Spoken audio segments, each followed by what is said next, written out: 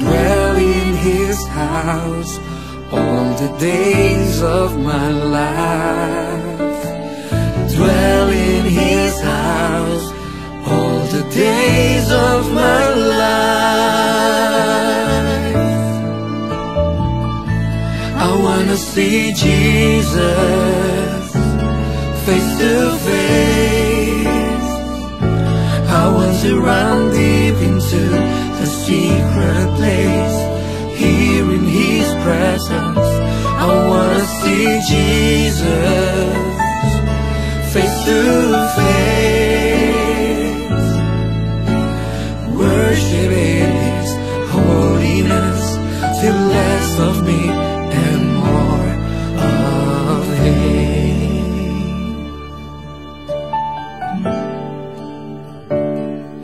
In this quiet place, secret place, I'll wait only for Him. In this quiet place, secret place, I'll wait only for Him.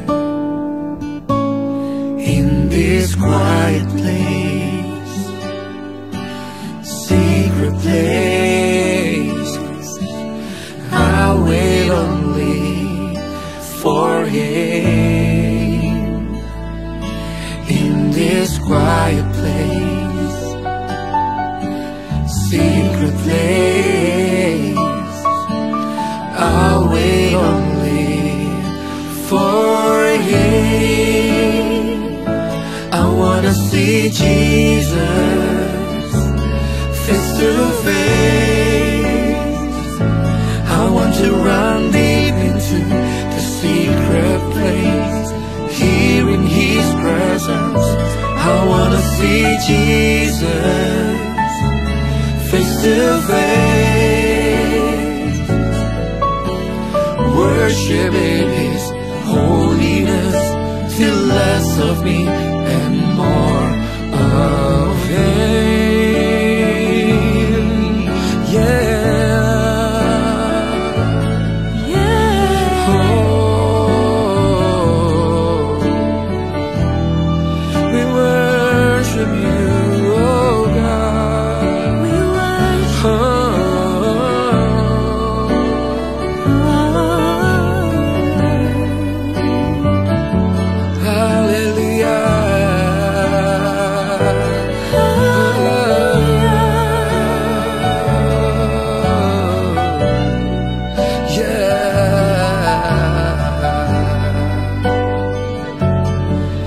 till less of me and more of Him.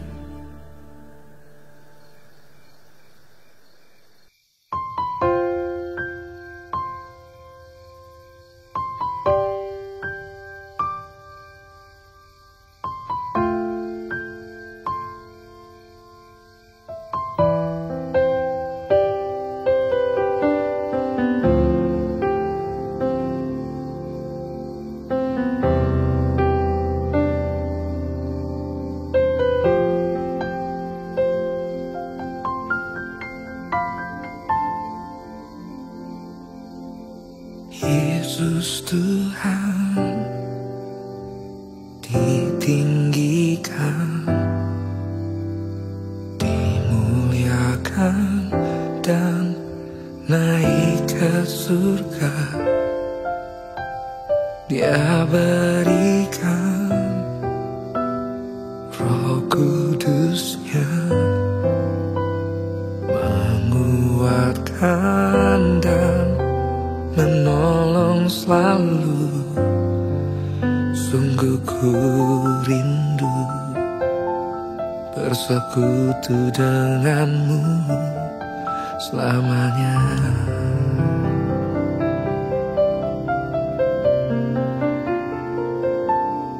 Allah Roh Kudus, jamah hatiku dengan urapan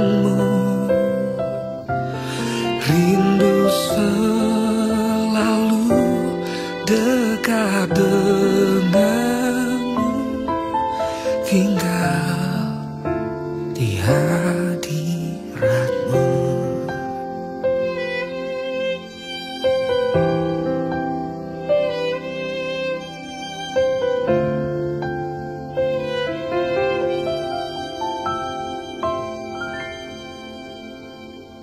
Yesus Tuhan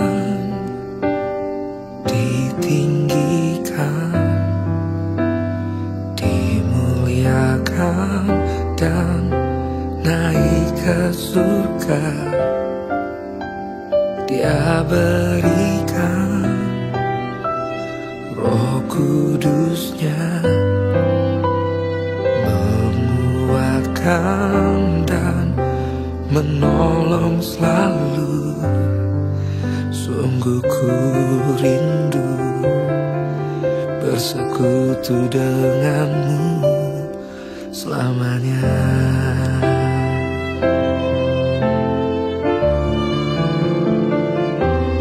Allah Roh Kudus, jamah hatiku dengan urapanmu.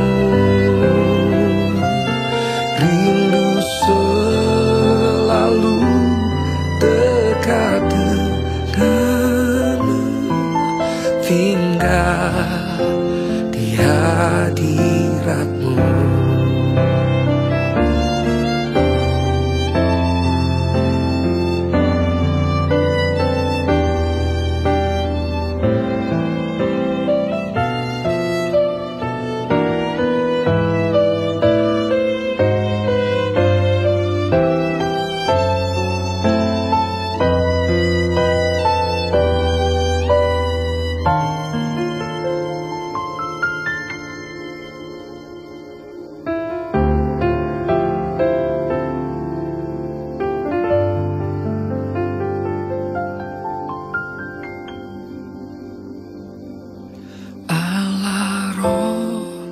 Kudus, jamah hatiku dengan urapanmu. Rindu selalu dekat denganmu, tinggal di hadiratmu. Selalu dekat denganmu, tinggal di hadiratmu, tinggal di hadiratmu.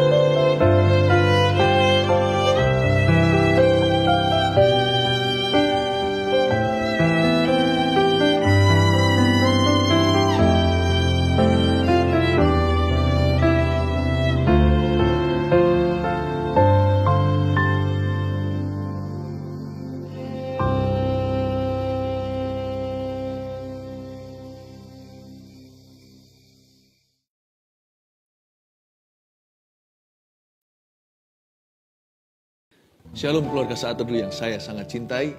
Bersama dengan tim hari ini, kami siap untuk melayani Anda di dalam hadirat Allah. Kita akan masuk ke hadirat Tuhan sama-sama. Hari-hari ini banyak orang harus mengambil keputusan. Karena itu kita perlu Tuhan. Kita perlu Tuhan dalam setiap langkah hidup kita. Saya bacakan kesaksian. Kesaksian ini membuktikan bahwa Tuhan itu hadir di setiap langkah kita. Mirabel Ivanali bersaksi begini, Shalom Pastor Philip, saya ingin memberi kesaksian tentang betapa dahsyatnya mujizat Tuhan dalam keluarga kami.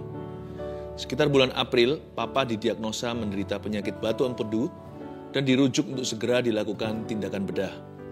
Saya terus doakan Papa, meminta pertolongan, kesembuhan dari Tuhan. Hingga di salah satu ibadah saat teduh bersama, Pastor mendoakan para orang tua yang sedang sakit.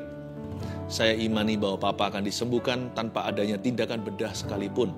Puji Tuhan, 1 minggu kemudian saya dapat kabar sukacita dari Papa bahwa batu yang ada di empedunya sudah tidak ada lagi. Puji Tuhan, praise the Lord.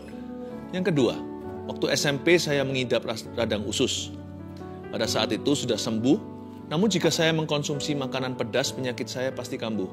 Di bulan Maret April, radang usus sempat kambuh dan lebih parah daripada biasanya.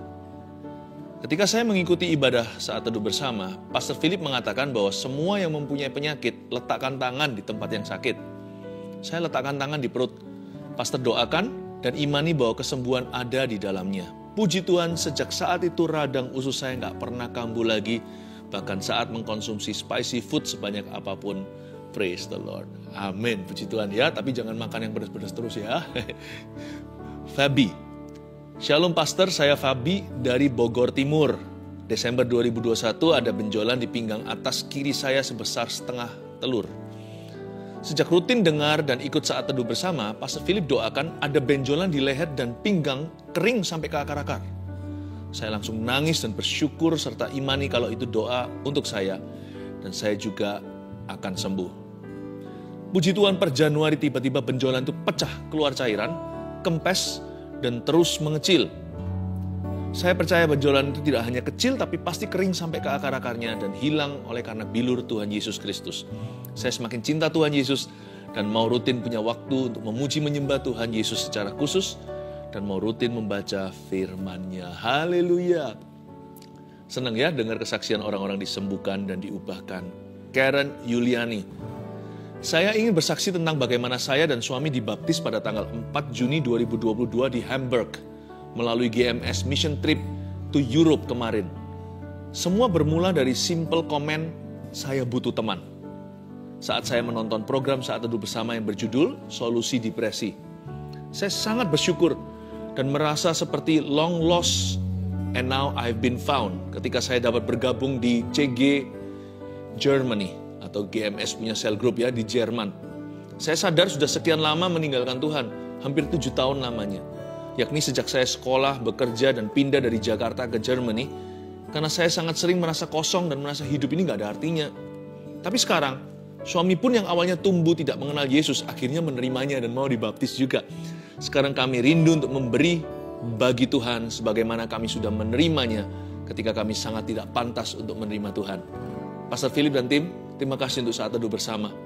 Karenanya sangat banyak orang terhilang seperti saya bisa ditemukan kembali.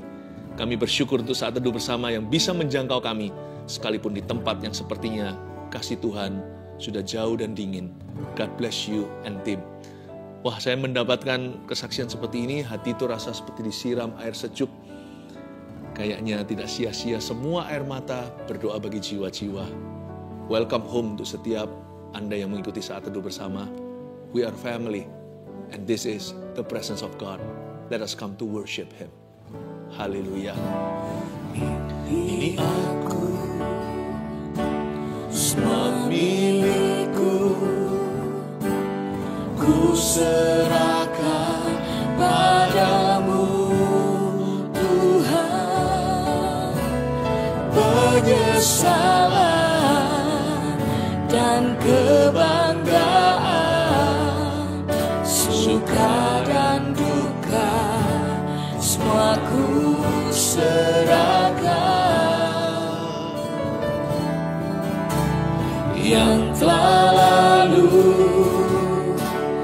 yang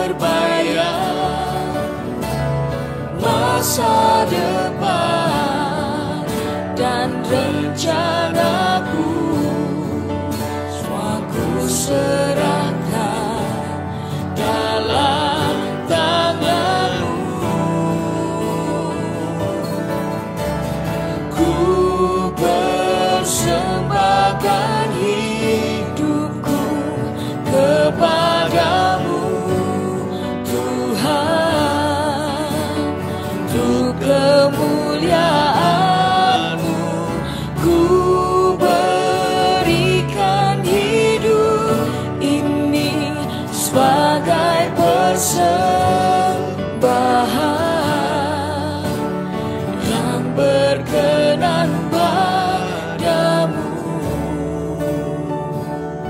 Mari sama-sama nyanyikan, ini aku, semua milikku. Ini aku, semua milikku. Ku serahkan padamu Tuhan. Penyesalan dan kebanggaan, suka dan duka, semua ku serahkan. Yang telah lalu, yang akan datang, hasrat dan harapan yang terbayang, masa depan dan rencanaku, semua ku serahkan dalam tanganmu. Ku persembahkan hidupku kepadamu Tuhan, untuk kemuliaan-Mu. Ku berikan hidup ini sebagai persembahan yang berkenan padamu. Ku persembahkan hidupku kepadamu Tuhan, untuk kemuliaan-Mu.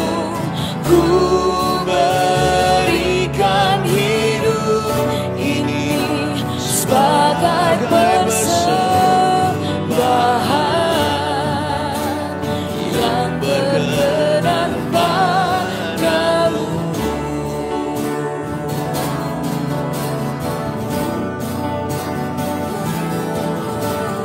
Ku berikan hidupku kepadamu Tuhanku.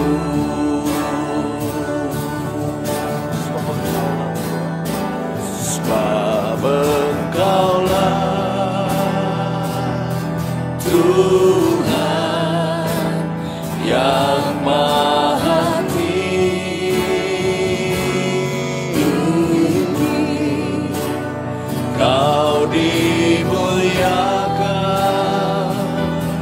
atas segala Allah. Engkaulah Tuhan, sebab Engkaulah Tuhan yang Maha Tinggi. Kau dimuliakan atas segala Allah, atas segala Allah.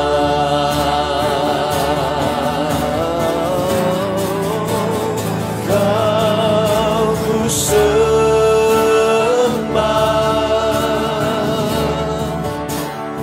Kau ku sembah,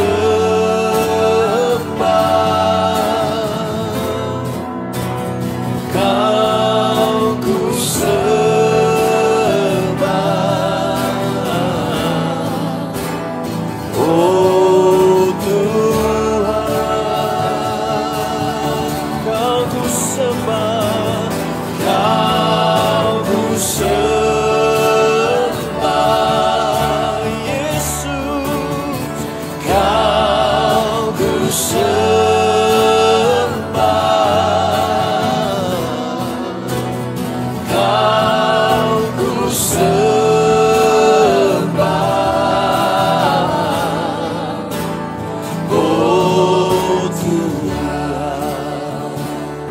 sebab Engkaulah Allah, sebab Engkaulah Tuhan yang Maha Tinggi. Kau dimuliakan atas segala alam, sebab Engkaulah Tuhan, sebab Engkaulah Tuhan yang Maha Tinggi.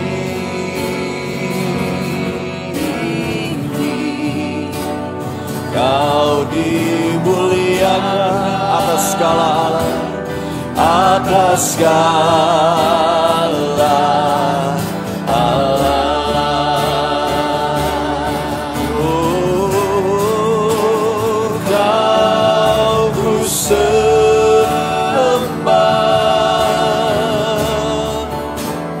Kau ku sembah,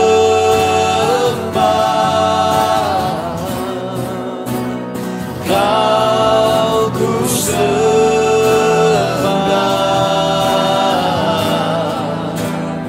Oh Tuhan,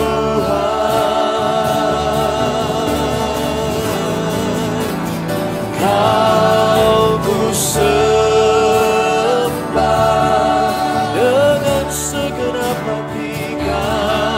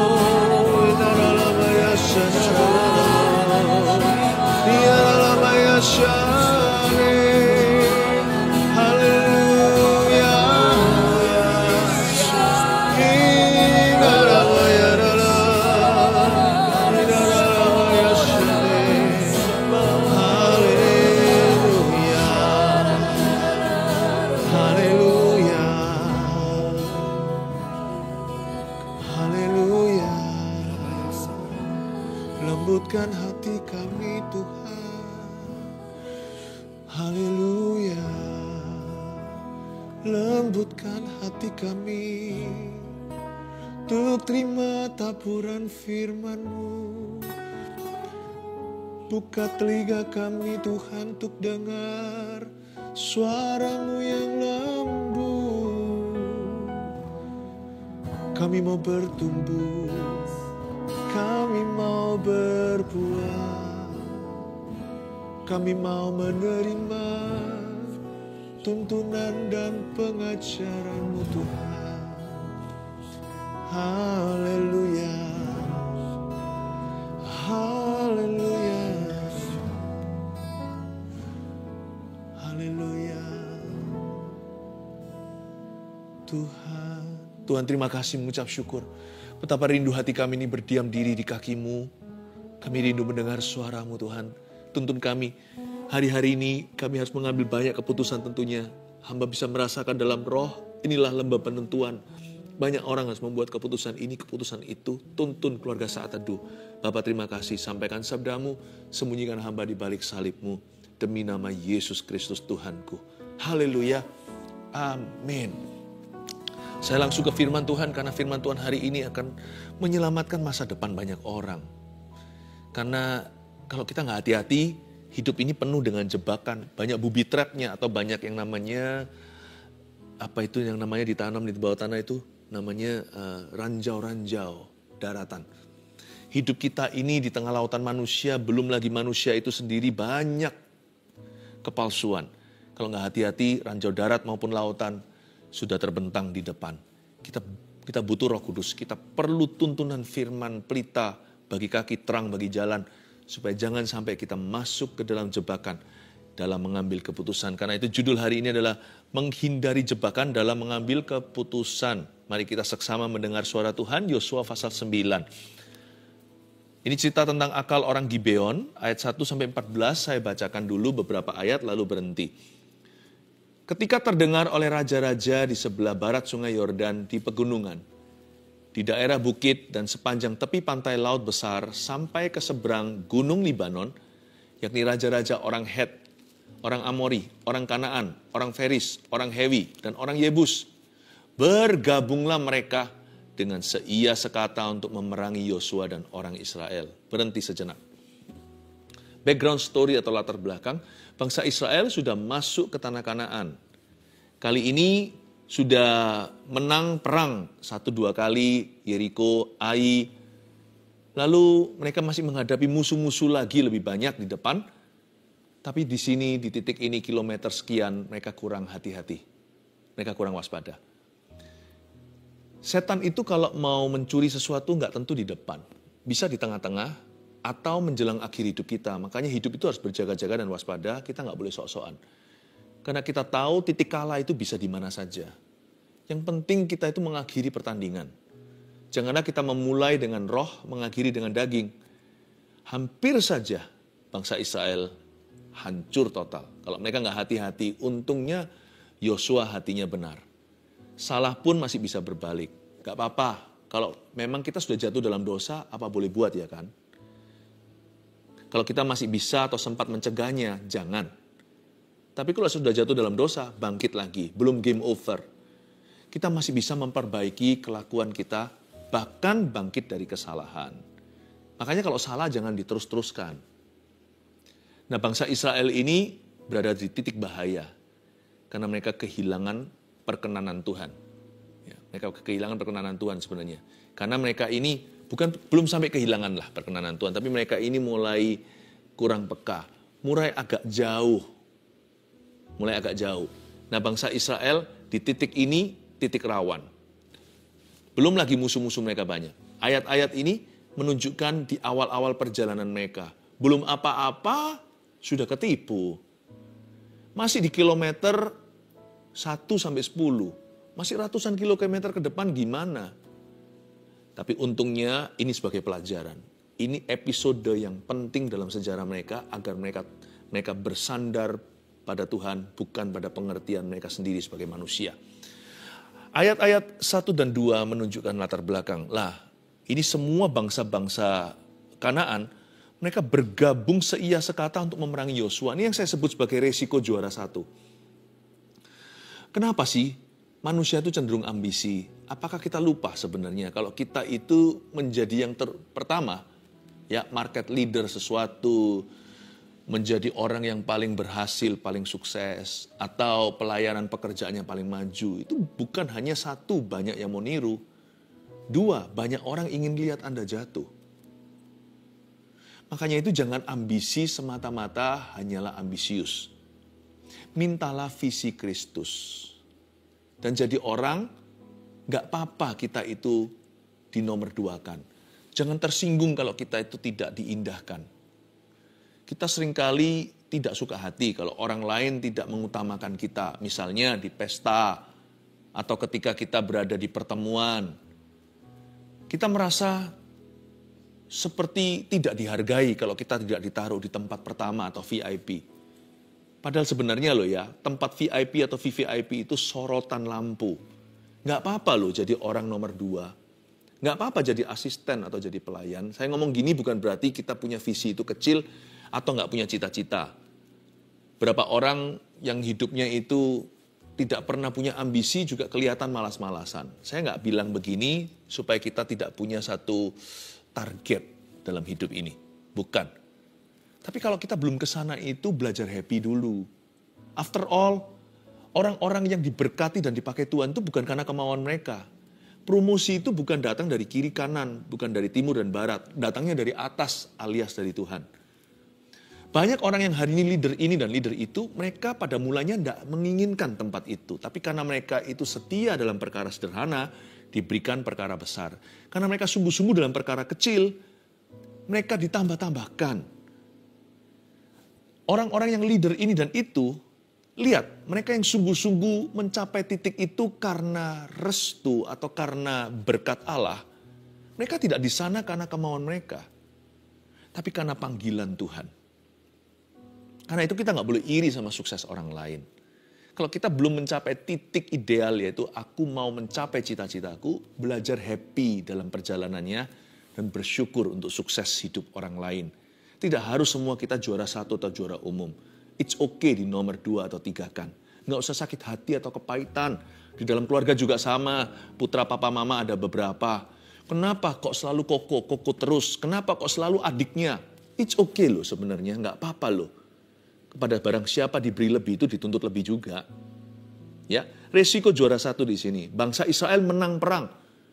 Dia primadona.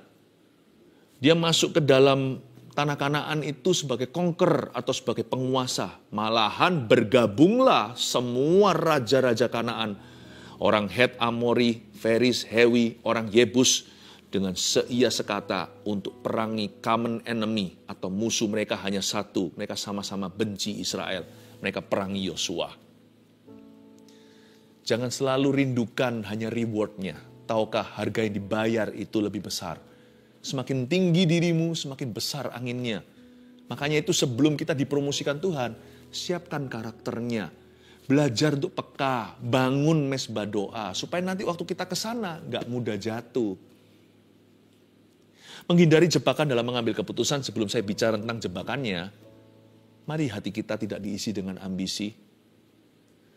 Yang penting pokoknya ya, catat ini. Yang penting kita itu setia dalam segala perkara. Bahkan perkara kecil dan sederhana. Belajar excellent dalam segala sesuatu. Percayalah, pasti apapun yang kau pegang dibuat Tuhan berhasil. Apalagi kalau hati kita merenungkan firman-Nya siang dan malam. Itu apapun yang kita jamah pasti diberkati. Pasti berbuah lebat. Bukan hanya itu, terjadi multiplikasi. Kalau orang itu bisa dipercaya di titik ini, titik kemudian ada promosi. Gak usah berambisi, setia saja, excellent saja, lakukan yang terbaik. Sebab orang yang cakap dalam pekerjaannya berdiri di hadapan raja-raja. Jikalau dia bukan menjadi rajanya.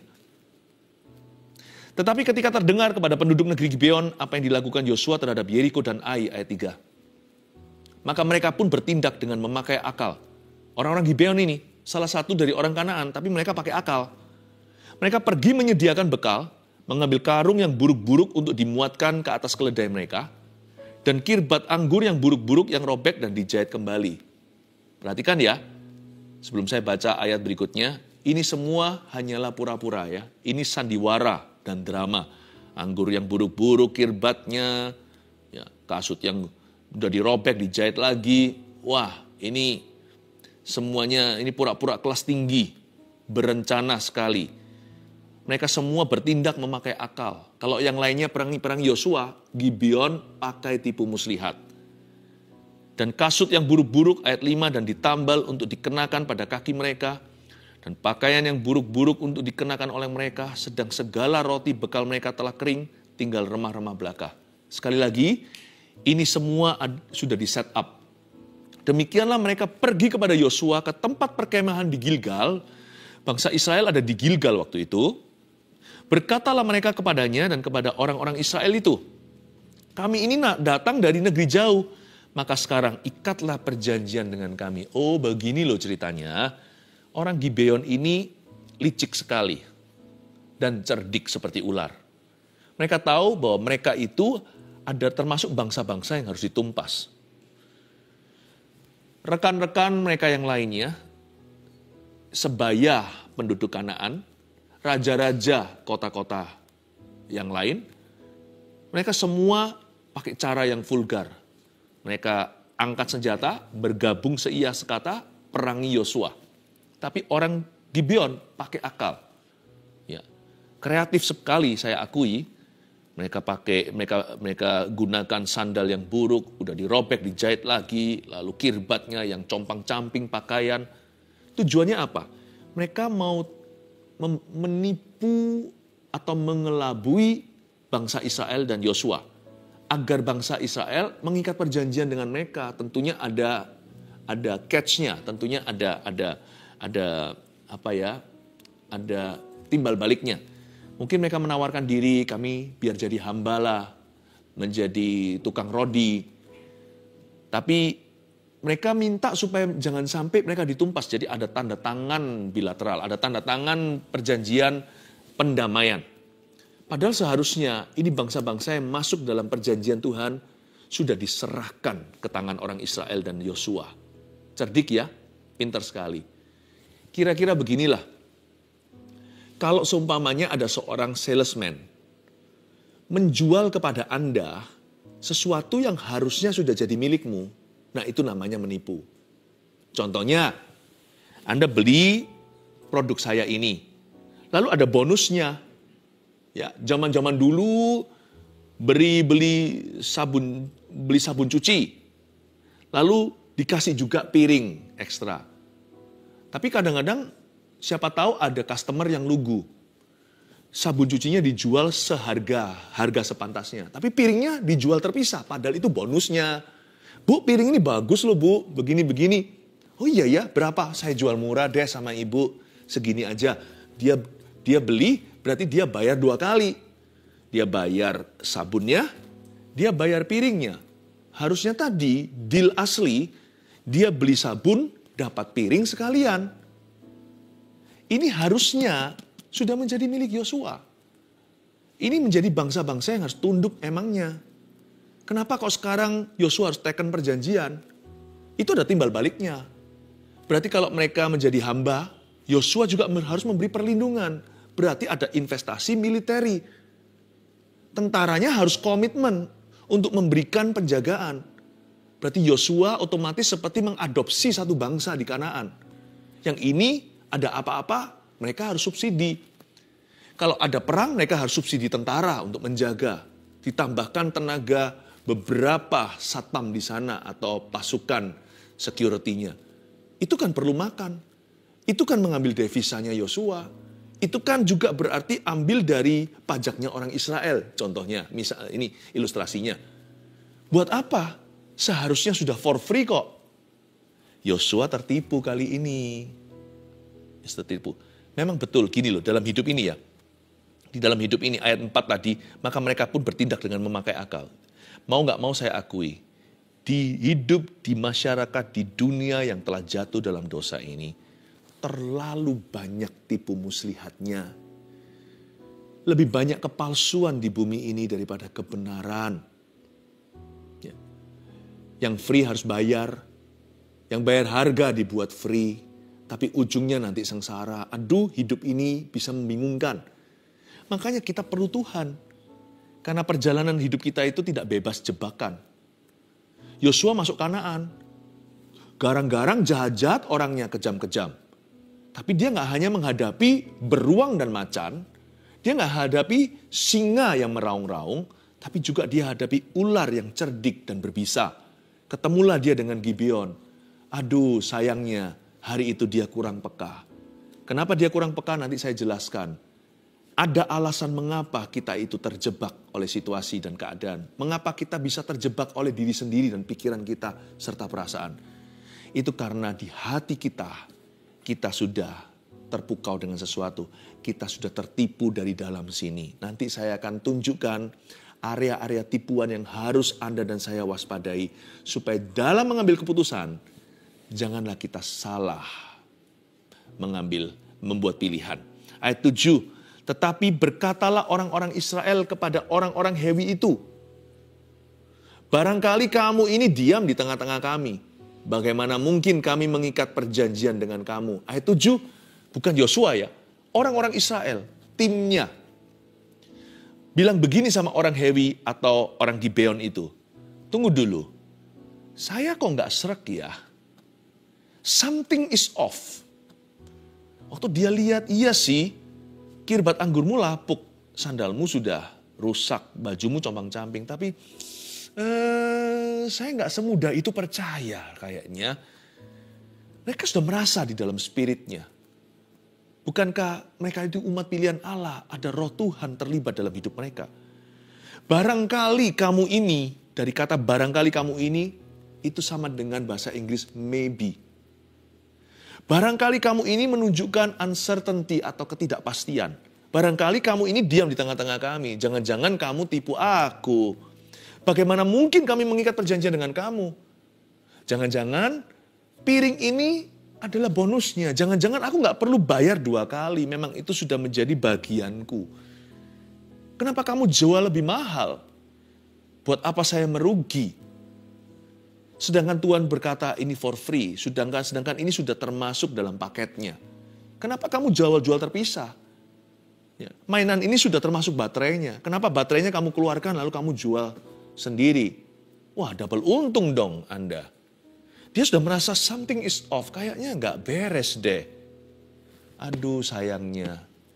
Spiritnya nggak seret. Jalan terus ditebas.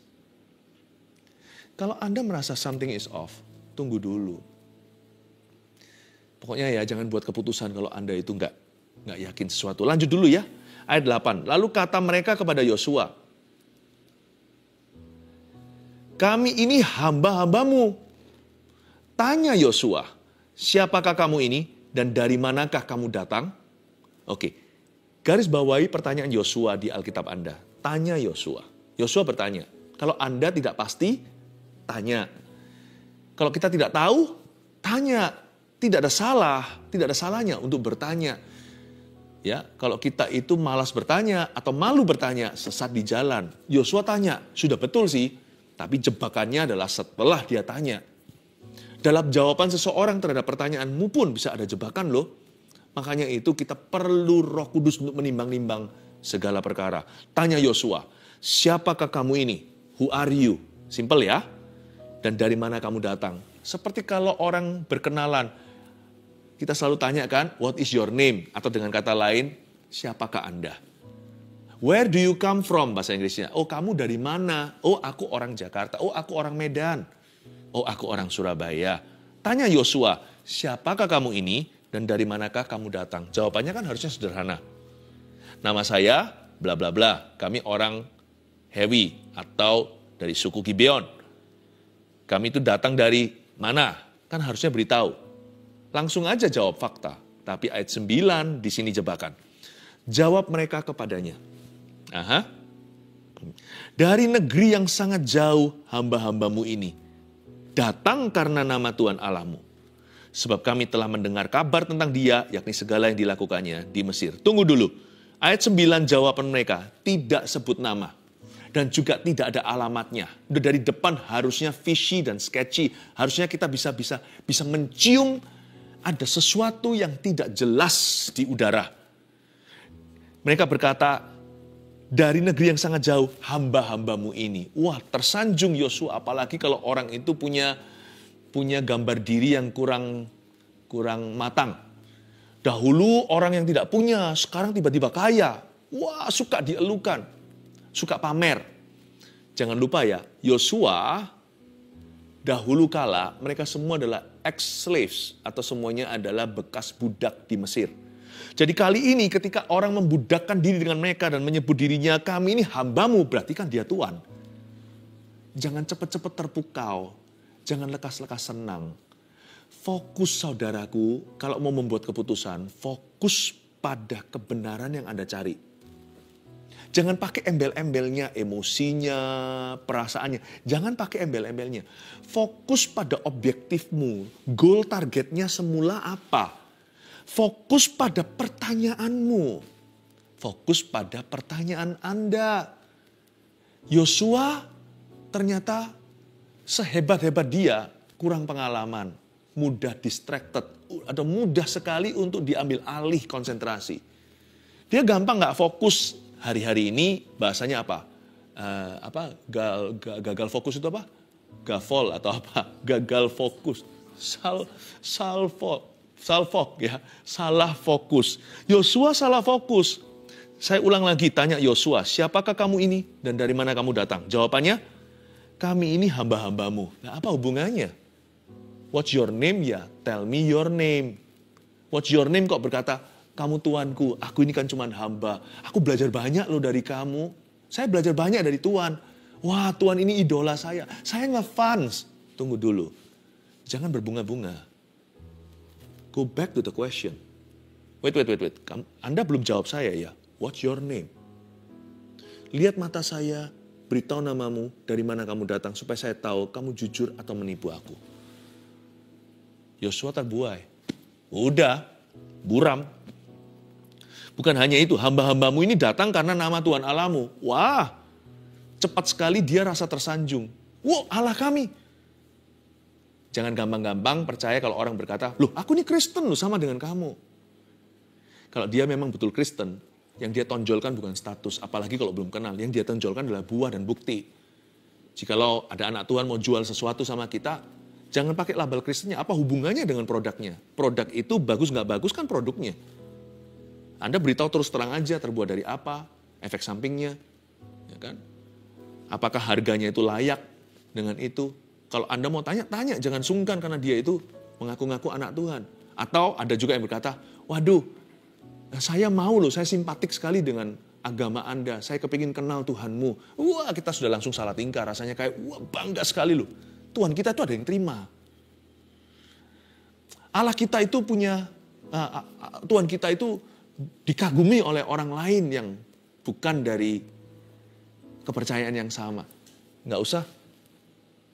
Sebab Tuhan kita itu tidak murahan. Demikian pula jangan jadikan imanmu sebagai tameng sesuatu atau bersembunyi. Malahan kalau orang itu bukan fokus ke produknya, terus bicara tentang imannya, padahal agenda semula adalah menjual produknya. Curiga. Malah kalau sampai ada orang tahu saya ini siapa, saya malah akan dorong dia dan minta mohon agar dia periksa dulu supaya nanti kalau ada apa-apa fair di depan, supaya jangan sampai nanti Tuhanku dicela atau profesi saya. Ini enggak. Yosua langsung flatter dalam bahasa Inggrisnya. Tersanjung dia. Wah, karena ini adalah tanah penyembah berhala, tiba-tiba Allah Israel dipuji. Hamba-hambamu ini datang karena nama Tuhan Allahmu. Wah, senang dia. Sebab kami telah mendengar kabar tentang dia, yakni segala yang dilakukannya di Mesir, ayat 10, dan segala yang dilakukannya terhadap kedua raja orang Amori itu di seberang sungai Yordan, Sihon, Raja Hesibon, dan Og, Raja Basan yang diam di Asy-Tarot. Tunggu ya, apa hubungannya dengan pertanyaan Yosua? Ya, kalian dari mana? kalian namanya siapa? Oh, aku denger loh, Tuhanmu itu gagah perkasa. Apa yang terjadi dengan Og, Raja Basan, Sihon, orang Hesbon, Raja Hesibon, bahkan di Asitarot. Apa hubungannya? Dia makan pujian mentah-mentah. Sebab itu para tua-tua kami dan seluruh penduduk negeri kami berkata kepada kami demikian. Bawalah bekal untuk di jalan dan pergilah menemui mereka dan berkatalah kepada mereka, kami ini hamba-hambamu, maka sekarang ikatlah perjanjian dengan kami. Inilah roti kami. Masih panas ketika kami bawa sebagai bekal dari rumah pada hari kami berangkat berjalan mendapatkan kamu. Tetapi sekarang lihatlah, telah kering dan tinggal remah-remah belaka. Buat apa pembuktian diri? Kalau kita melihat orang yang terlalu banyak pembuktian diri, kita harus mikir 2 kali apa yang dia sembunyikan. Inilah roti kami. Masih panas loh. Ketika kami bawa sebagai bekal dari rumah, kami berangkat berjalan mendapatkan kamu. Tapi sekarang lihatlah, garis bawah itu. Tetapi sekarang lihatlah. Lihat. Tipuan mata seperti magic show. Anda lihat, hilang. Loh, ada lagi di sini bolanya. Hilang lagi. Dia mau Anda fokus ke situ. Ayat 13, inilah kirbat-kirbat anggur yang masih baru ketika kami mengisinya. Inilah pembuktian lagi. Tetapi lihatlah, garis bawahi, lihatlah telah robek. Dan inilah pakaian dari kasut kami semuanya telah buruk-buruk karena perjalanan yang sangat jauh itu. Saya garis bawahi 2 kali ayat 12 dan 13 ada bunyi, lihatlah. Look here. Ketika kita mau mikir gini, enggak, lihat sini. Bapak lihat ini. Lihat ini. Lalu orang Israel mengambil bekal, ayat 14, sedih sekali. Lalu orang Israel mengambil bekal orang-orang itu, tetapi tidak meminta keputusan Tuhan. Kalau Anda merasa something is off ya, atau ada sesuatu yang gak beres, kalau roh kita itu merasa, makanya itu ada baiknya tiap pagi kita itu peka dulu, masuk hadirat Allah, isi dengan firman-Nya. Supaya kita lebih peka sepanjang hari. Itu pun bukan jaminan, kita masih uji dulu perasaan. Tapi paling tidak meminimalkan kesalahan kalau orang itu sudah jalan dengan Tuhan. Kalau Anda merasa sesuatu nggak srek, jangan maju. Dan waktu emosi, waktu marah, jangan buat keputusan. Jangan demi perasaan sesaat, kita buat keputusan yang sifatnya atau dampaknya lebih permanen. Itu seperti Esau kan. Karena lapar now, hak sulung later sama dia dibuang begitu saja. Jangan sampai kita itu menjadi hamba daripada keadaan. Bahkan jangan jadi hamba atau budaknya perasaan. Think twice, pikir 2 kali, 7 kali.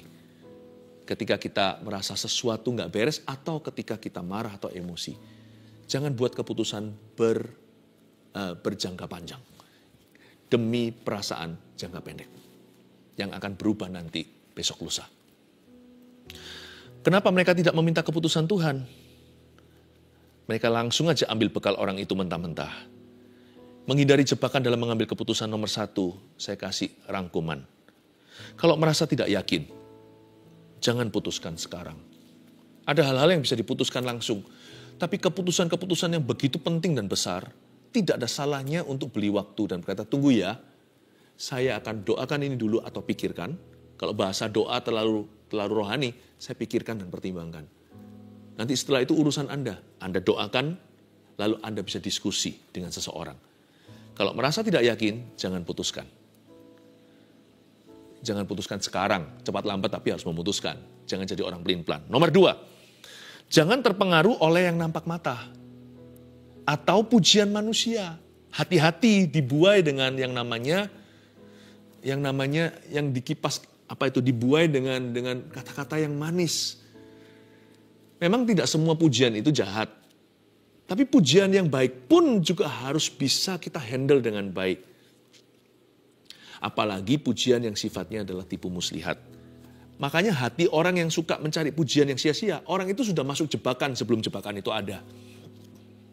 Tapi kalau hati kita puas dengan apa kata Tuhan, bukan berdasarkan opini manusia, kita jalan kemana-mana itu, hati kita lebih peka.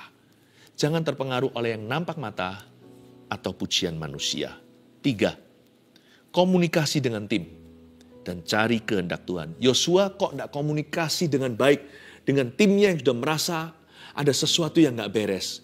Dan timnya kok juga tidak bertukar informasi dengan Yosua.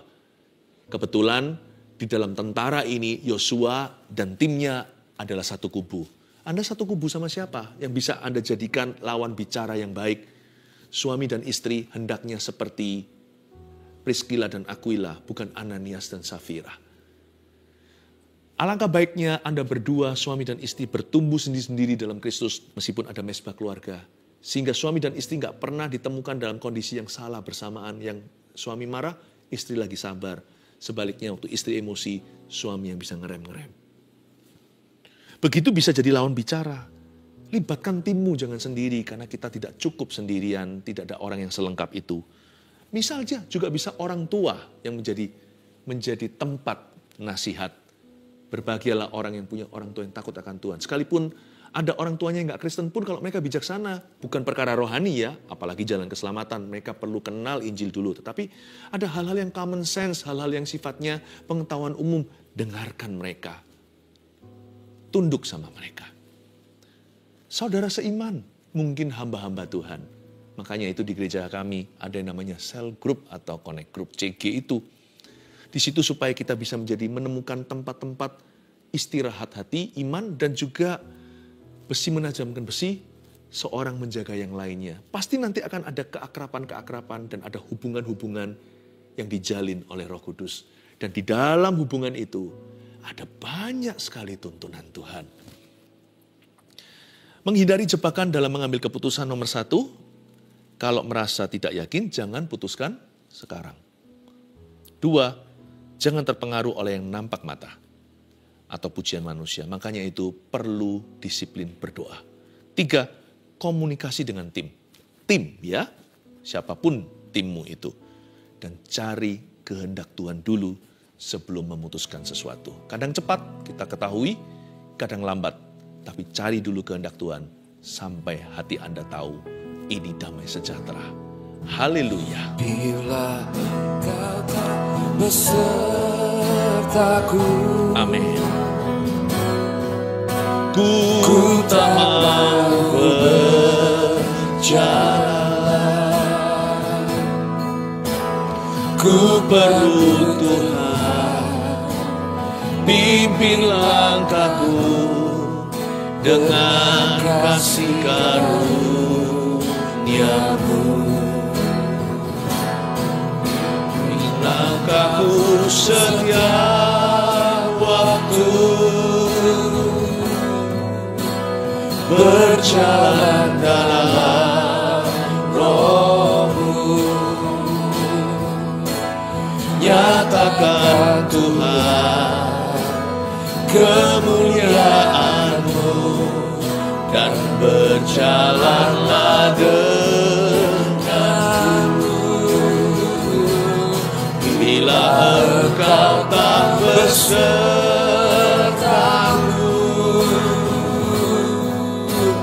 ku tak mau berjalan.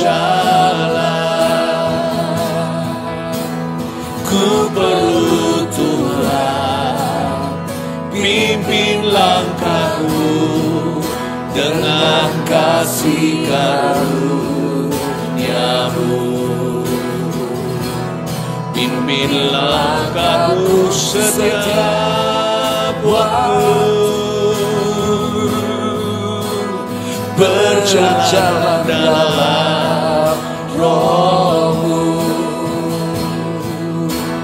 Nyatakan Tuhan kemuliaan-Mu dan berjalanlah denganku. Saya tergerak melakukan sesuatu, kita akan nyanyi lagi. Cepat tuliskan di live chat, kalau atau di komentar. Tuliskan segera, pergumulan kita pasti ada. Pasti semua kita, masing-masing kita memikirkan dan menimbang sesuatu. Apapun itu, pasti ada. Tuliskan aja. Apa yang jadi pergumulan Anda? Apa yang membuat hati Anda tidak pasti?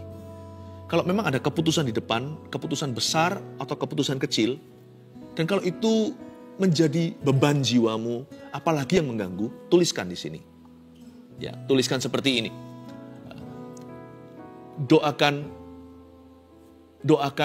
pergumulan saya tentang studi saya. Doakan pergumulan saya dalam pekerjaan. Gitu aja. Nanti kita berbahasa roh sama-sama dan biarkan ada damai sejahtera. Setelah Anda tulis itu, saya bawa ke hadirat Tuhan.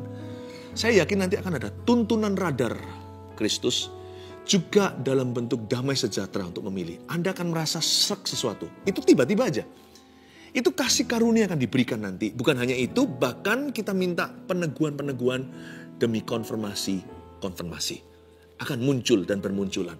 Tapi pakai akal budi juga untuk memikirkan dan menimbang-nimbang opsi. Tapi pada satu titik kan harus ketok palu. Di situ biar damai sejahtera Tuhan akan meneguhkan. Bahkan peneguhan-peneguhan dan konfirmasi-konfirmasi akan tiba juga. Doakan pergumulan saya dalam titik-titik. Dalam pernikahan. Dalam mendidik anak. Dalam pelayanan. Dalam studi. Tuliskan seperti itu. Kita akan bawa ke hadirat Tuhan. Kita doakan. Oke? Mari kita nyanyi sama-sama sambil Anda ngetik semuanya. Kita akan bawa ini, saya akan bawa ini ke hadirat Tuhan. Bila engkau tak besertaku, orang maka patah kaya dasar. Ku tak mau berjalan. Ku perlu Tuhan, pimpin langkahku dengan kasih. Jangan putuskan sendiri. Ayo kita sama-sama sebagai satu tim masuk hadirat Allah. Cari kehendak Tuhan untuk pergumulanmu yang satu itu. Pimpin langkahku setiap waktu. Berjalan dalam Roh Kudus. Berjalan dalam Roh-Mu. Nyatakan Tuhan pada keluarga saat teduh. Nyatakan Tuhan kemuliaan-Mu. Dan tuliskan pergumulanmu. Kita bawa ke hadirat Tuhan sekarang. Saya bawa ke kaki Tuhan. Bersama-sama. Bila engkau tak besertaku, ku tak mau berjalan. Ku perlu Tuhan, pimpin langkahku dengan kasih karunia-Mu. Bimbing langkahku setiap waktu. Berjalan dalam Roh-Mu. Nyatakan Tuhan kemuliaan-Mu. Dan berjalan. Mari kita berbahasa roh, berdoa dalam bahasa dan rahasia sorga. Oramaya sunananamaya sane. Inananamaya sananananananana. Aku berdoa untuk keluarga saat teduh dengan bahasa rahasia-Mu.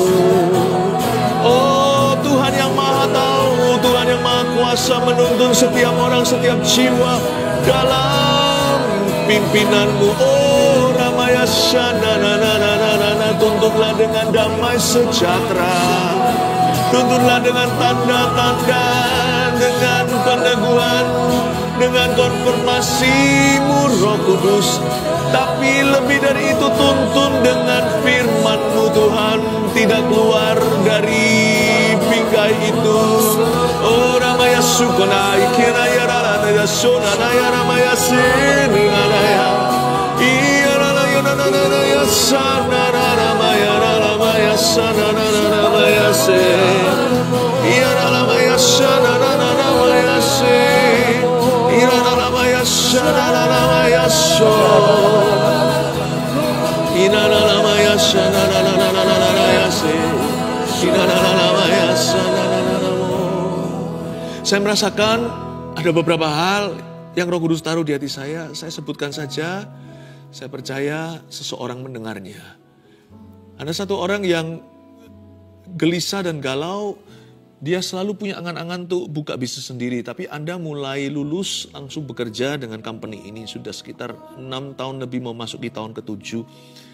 Dan Anda makin dipromosikan, makin dipercayai. Tapi hati Anda setengah-setengah. Dan Anda mau quit dari kerjaan ini. Padahal nggak ada salahnya. Karena Anda punya angan-angan untuk punya bisnis sendiri. Don't. Lanjutkan terus. Karena kehendak Tuhan tidak seperti kehendakmu. Tuhan memberimu kepercayaan di situ. Percayalah jalur ini adalah jalur berkat Kristus. Lalu ada satu orang lagi yang mau keluar dari pekerjaannya karena dia nggak tahan. Yang ini beda kasusnya. Orang-orang yang sikut kanan, sikut kiri di situ tidak sehat culture kerja di sana. Anda mau quit juga. Jangan, kata Tuhan. Karena orang-orang yang berbuat curang itu satu-satu akan keluar. Mereka akan kena kasus sendiri di dalam perusahaan itu. Mereka akan dikeluarkan. Tidak ada campur tangan Anda. Anda jangan balas. Tapi Anda akan dipromosikan setelah ini. Dan hidupmu sejak saat ini, tidak lama lagi, kehidupan profesionalmu akan semakin baik. Terima kasih Tuhan. Terpujilah namamu. Papa Parkinson. Papa Parkinson. Ada satu orang berdoa untuk papanya yang Parkinson. Papa Anda akan sembuh. Terima kasih Tuhan, di dalam nama Yesus. Saya tahu ada satu orang yang tiba-tiba girang saya berkata begini. Dia berdoa untuk papanya yang Parkinson tidak lama yang lalu, barusan sudah didiagnosa Parkinson gejala awal. Tuhan Yesus sembuhkan ayahmu di dalam nama Yesus. Sampai akhir hayatnya tidak akan terasa seperti pernah punya Parkinson. Hidupnya akan baik-baik saja di dalam nama Yesus Kristus. Ada satu orang yang bimbang, tolong beritahu sama Pastor Philip, aku operasi, aku percaya mujizat. Saya juga percaya mujizat, tapi saya juga percaya Tuhan juga bisa pakai tangan manusia. Banyak anak-anak Tuhan di dalam dunia medis. Bahkan bukan anak Tuhan pun Tuhan bisa tuntun tangannya kalau ada anak Tuhan berdoa. Ada orang yang perlu operasi kakinya. Gak apa-apa, go ahead. Tuhan Yesus menyertaimu. Oh terima kasih Tuhan, terpujilah namamu. Bapak hamba berdoa untuk satu-satu pergumulan di sini, kasih tanda damai sejahtera. Dan juga kasih tanda-tanda yang lain, konfirmasi peneguhan. Tapi yang pasti, hati mereka yang sudah tahu firman, tidak akan melanggarnya, tidak akan keluar dari framework ini ya Tuhan, the Bible. Terima kasih Tuhan Yesus, berkati umat-Mu ya Tuhan, keluarga saat teduh. Bila Engkau tak besertaku, ku tak mau berjalan, ku tak mau berjalan. Ku perlu Tuhan, pimpin langkahku dengan kasih karunia-Mu.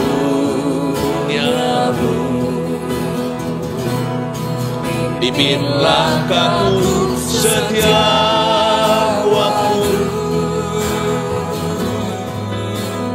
berjalan dalam Roh-Mu. Nyatakan Tuhan kemuliaan-Mu dan berjalanlah nyatakan Tuhan kemuliaan-Mu. Nyatakan Tuhan kemuliaan-Mu dan berjalanlah denganku.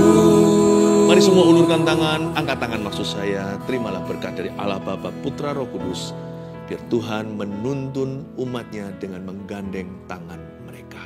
Setiap langkahmu diatur oleh Tuhan. Dalam nama Yesus, amin. Tiap langkahku diatur oleh Tuhan, dan tangan kasih-Nya memimpinku di tengah badai dunia menakutkan. Hatiku tetap tenang teduh. Setiap langkahku, ku tahu Tuhan yang pimpin ke tempat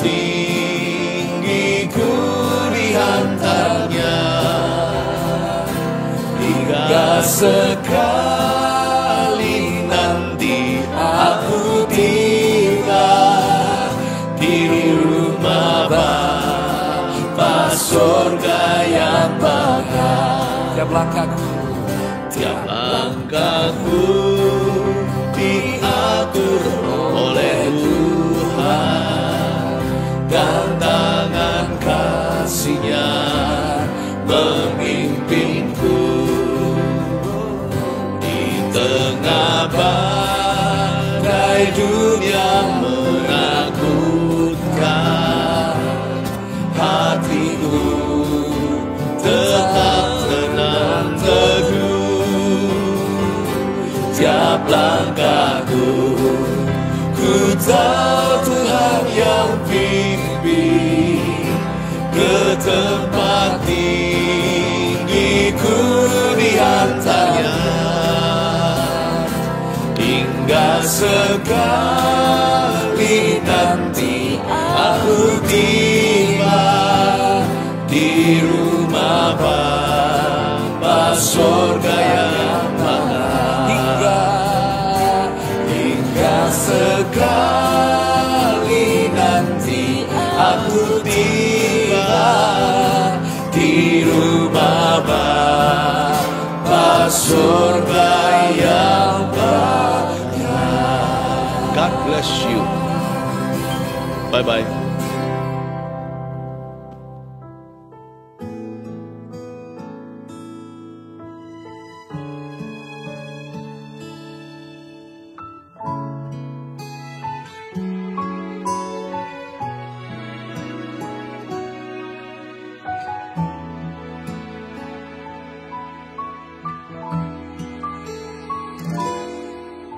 Sungguh dahsyat keajaiban-Mu, tak tergapai oleh pikiranku. Semua yang telah ada dan yang akan datang, Kau menjadikan segalanya indah. Terpesona kan kebesaran-Mu, dari dulu sampai selamanya. Penuh kuasa, takkan berubah. Ku naikkan syukurku kepadamu Tuhan. Biar pengagungan sampai di hatimu, Yesus Tuhan dan Rajaku. Kau lebih megah dari yang termegah. Terimalah sembahku, hanya Kau yang ada di tahta.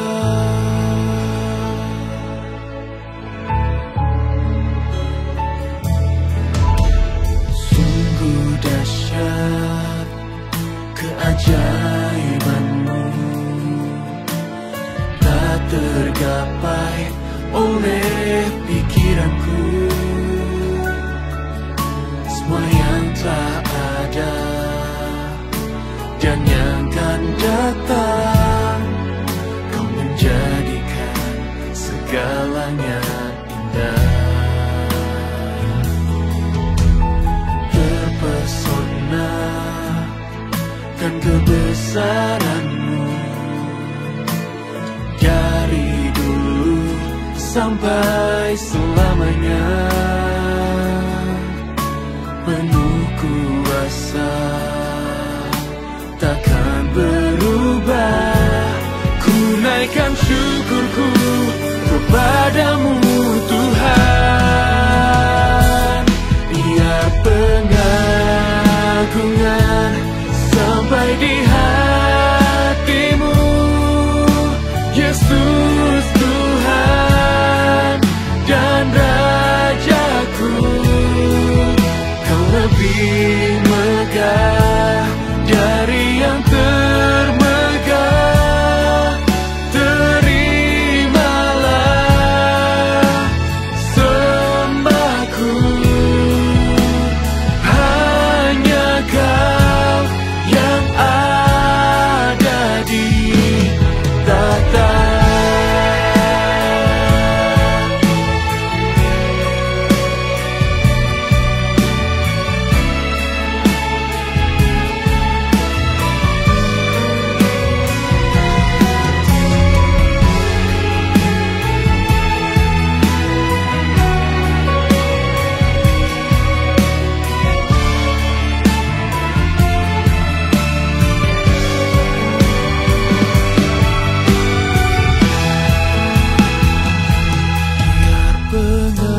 Pengagungan sampai di hatimu, Yesus Tuhan dan Rajaku. Kau lebih megah dari yang termegah. Terimalah sembahku, hanya Kau yang ada di tahta.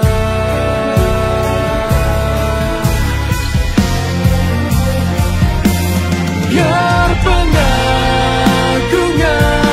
sampai di hatimu, Yesus Tuhan dan Rajaku.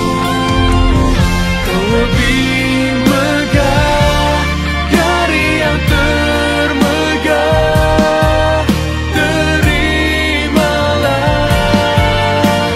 sembahku, hanya Kau yang ada di tahta. Hanya Kau yang ada di tahta. Hanya Kau yang ada di tahta.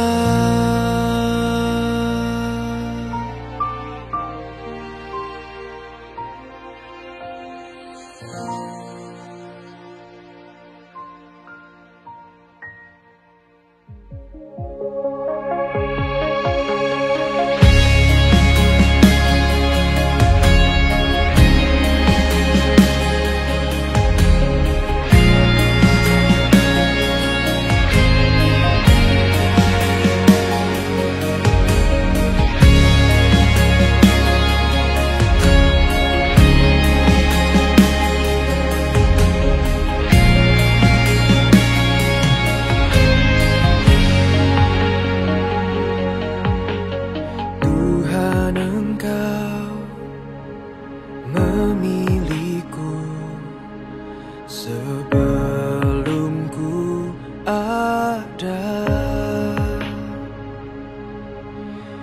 Jemarimu yang menenunku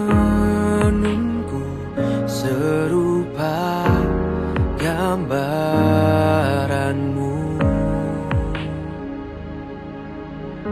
Sebelum ku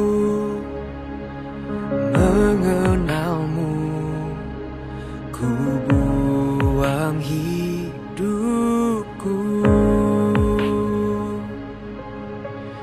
Namun Engkau tak pernah lelah mencari diriku.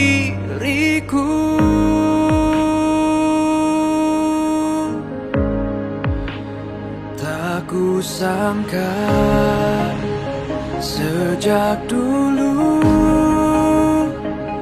Kau menunggu hidupku di altar-Mu. Ku sadari selama ini Kau menanti akui semua dosaku, ku lepas kehendakku, biar seluruh nafasku memuliakanmu. Yesus Tuhan, Kau Rajaku.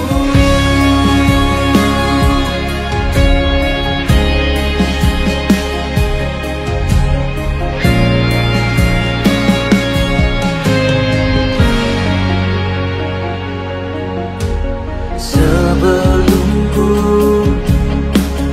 mengenalmu, ku buang hidupku, namun Engkau tak pernah lelah mencari diriku. Tak kusangka sejak dulu Kau menunggu hidupku. Di altar-Mu ku sadari selama ini Kau menanti. Ku akui semua dosaku, ku lepas kehendakku, biar seluruh nafasku memuliakanmu. Yesus Tuhan, Kau Rajaku.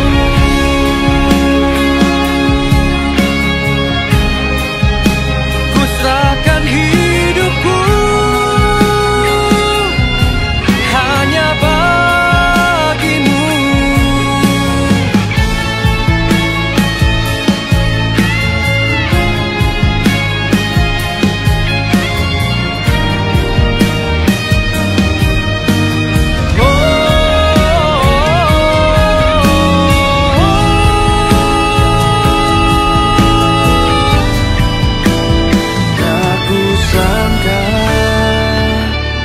Sejak dulu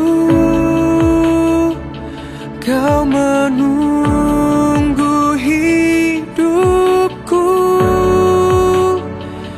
Di altar-Mu ku sadari selama ini Kau menanti. Ku akui dosaku, ku lepas kehendakku, biar seluruh nafasku memuliakanmu. Yesus Tuhan, Kau Rajaku, biar seluruh